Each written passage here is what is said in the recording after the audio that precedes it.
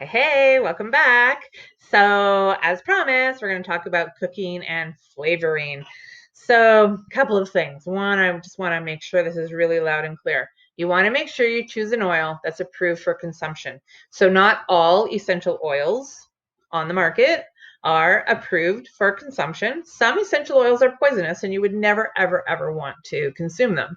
And not all companies have oils that are approved for consumption. So you want to be cautious of that too. How you know if they're approved for consumption is not just taking the word of the person who's selling them, but you really want to check into the company and you want to check for a food label. So a food label will be different. In Canada, all products that are okay to consume have a FDA food label. So check for that, okay? But once you find oils that you can use in cooking, that you can consume, then consider using them in your cooking. So essential oil is a concentrate, so you certainly don't need very much. 1 drop will replace 1 teaspoon of the original form, and no more than 1 to 2 drops per recipe. So 1 drop will replace 1 teaspoon of a dried herb, and replace like a tablespoon of a fresh herb, okay? So you want to dilute them as well. Dilute them in fat first, because this will help to disperse the oil throughout your recipe and will help to disperse the flavor as well. So if you're cooking something savory that you're using your oil in, you can stir it into a little bit of olive oil or a little bit of coconut oil and then add it to your recipe.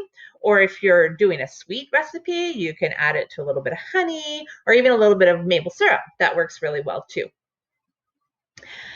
And then you want to delay. So if you're cooking hot foods, when possible, wait to the end of cooking to add your oil. Oils are relatively fragile and they'll dissipate quickly in the high heat. So you'll lose some flavor, but you also will lose some of the benefits of the oil. So you want it not to bring it to a boiling point wherever you can. So when you're using a stovetop, then just stir it in after you've turned off the heat. You can still disperse all that flavor through it that way. And if you're baking with it, well, that's okay. You're just going to expect to lose a bit of the flavor and a bit of the beneficial process. That's all.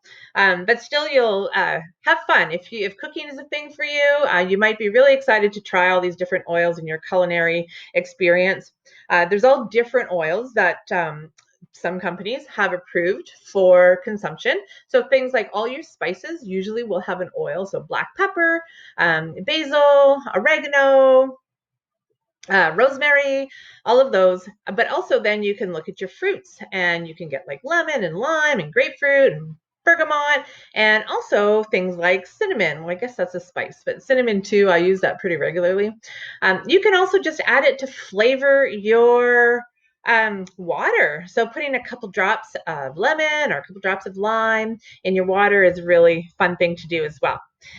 Grapefruit, I do that often, put a couple drops of grapefruit in my water. Now it doesn't disperse really well in water, so you have to give it a little shake. I usually drink out of a mason jar, so I just give her a little shake before I take a sip each time. It's no big deal, and it tastes wonderful. A little ice in there, it's awesome. All right, so next video, we're gonna talk about how to dilute essential oils and what carrier oils that you might consider using. Okay, awesome, see you then.